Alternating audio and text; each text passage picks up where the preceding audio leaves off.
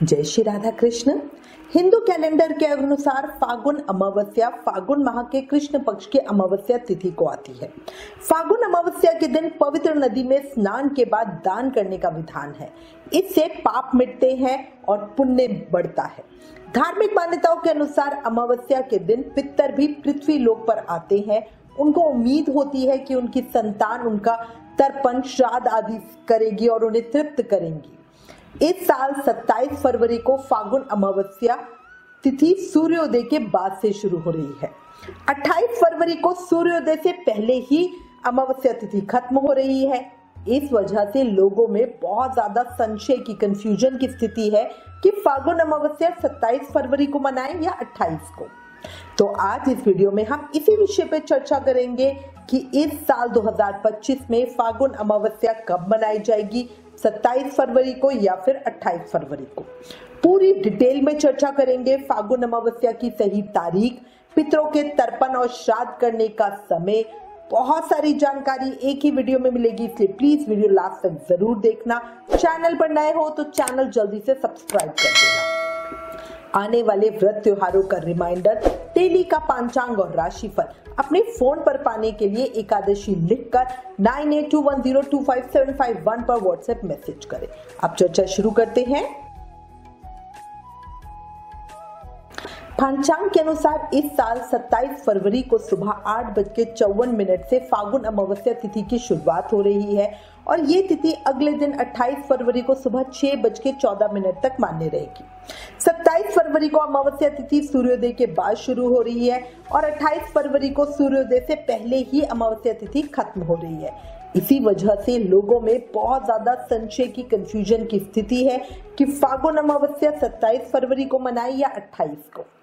देखो, तिथि की गणना सूर्योदय के समय पे होती है, लेकिन फागुन अमावस्या तिथि 27 फरवरी को पूरा दिन रहेगी और 28 फरवरी को सूर्योदय से पहले ही खत्म हो जाएगी।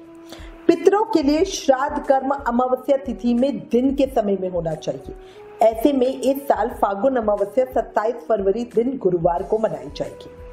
कई समुदायों में महाशिवरात्रि पर्व 27 फरवरी को मनाने की सलाह दी गई थी और वो लोग फिर 28 फरवरी को अमावस्या तिथि मनाएंगे, क्योंकि शिवरात्रि और अमावस्या एक साथ तो मना नहीं सकते हैं, ठीक है ना। शिवरात्रि पे फलाहार का विधान है और अमावस्या पे पक्के खाने का विधान है।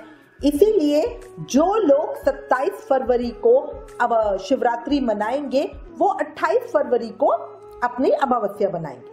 पर 28 फरवरी को सूर्योदय से पहले ही अमावस्या तिथि समाप्त हो रही है, इसीलिए हमारे विचार में 27 फरवरी को अमावस्या का स्नान दान करना ज्यादा उचित है। पर्सनली हम लोगों ने भी, मैंने अपनी पिछली वीडियो में भी आपको बताया था, शिवरात्रि 26 फरवरी की और अमावस्या तिथि 27 फरवरी को करने की सलाह दी थी। ये ज्यादा उचित है। अब अगर अमावस्या पे पड़ने वाले शुभ मुहूर्त और दुर्लभ संयोगों की बात करूं तो फागुन अमावस्या में ब्रह्म मुहूर्त सुबह 5:09 से लेके 5:58 तक रहेगा। वहीं इस तिथि पर शिव योग और सिद्ध योग का भी संयोग बन रहा है। शिव योग सुबह 5:09 से रात को 11:40 तक रहेगा, जबकि सिद्ध योग रात को 11:40 से अगले दिन तक रहेगा। ज्योतिष शास्त्र में शिव योग को बहुत शुभ मानते हैं। इस योग में गंगा जी और पवित्र नदियों में स्नान करने के बाद भगवान शिव की पूजा करने मात्र से जीवन में संचित पापों का नाश हो जाता है, साथ ही हर मनोकामना पूरी होती है।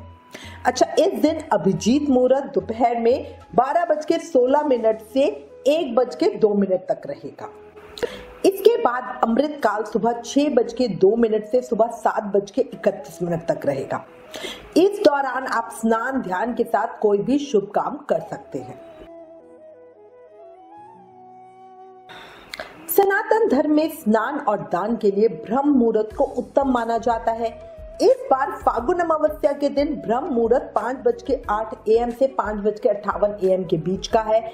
इस समय में आप स्नान और दान कर लें। फिर अमावस्या तिथि के आरंभ होने पर यानी 8:54 से पितरों के लिए तर्पण करें। पितरों के लिए तर्पण कुशा की मदद से जल, काले तिल और सफेद फूल से करें, ज्यादा उत्तम होता है। चर्चा करते हैं कि इस अमावस्या पे सबसे शुभ श्राद्ध का समय क्या है। तो देखो, जो लोग अपने पितरों के लिए फागुन अमावस्या पे श्राद्ध कर्म करना चाहते हैं वो लोग दिन में कतप काल के समय ये कर सकते हैं। कतप काल दिन में 11:30 से 12:30 तक माना जाता है। इस समय में पितरों का श्राद्ध करने से पिंडदान की सामग्री पितरों को सीधा प्राप्त हो जाती है। मान्यता के अनुसार कतप काल में पितरों का मुख पश्चिम दिशा में होता है। जब इस समय में पिंडदान या कोई भोजन पितरों को देते हैं तो वो बड़ी आसानी से उसे ग्रहण कर लेते हैं।